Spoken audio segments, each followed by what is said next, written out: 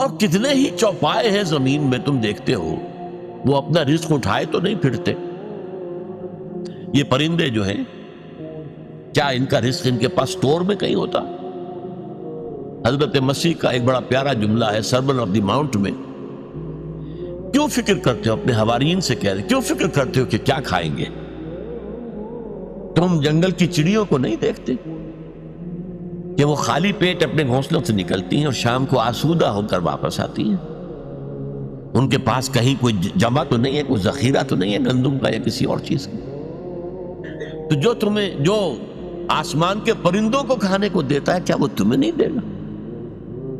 یہ خوبصورت انداز۔ کیوں فکر کرتے ہو کیا پہنو گے؟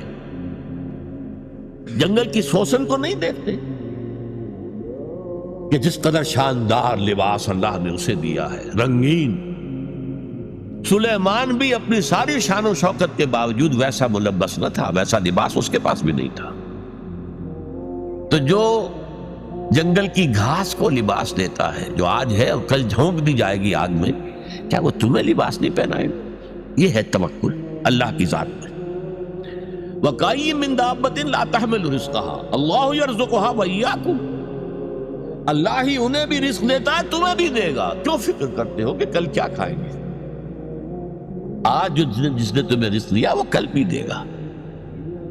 تم اس کے اوپر توکل کرو، اعتماد کرو۔ وَهُوَ السَّمِيعُ الْعَلِيمُ، اور وہ سب کچھ سننے والا ہے، سب کچھ جاننے والا ہے۔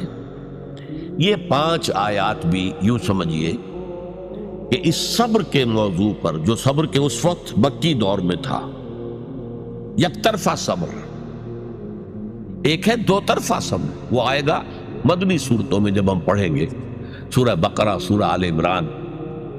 لیکن یہ ہے یک طرفہ صبر، جو آئے جھیلو، برداشت کرو، لیکن کوئی جوابی کارروائی نہیں کرنی۔ اس صبر کے لیے جو ہدایات دی گئیں، سورہ عنکبوت کے آخری 3 رکوع جو ہے انہی پر مشتمل ہے، اور ان میں سے یہ 5 آیات جو ابھی ہم نے پڑھی ہیں نہایت اہم ہے، نہایت جامع۔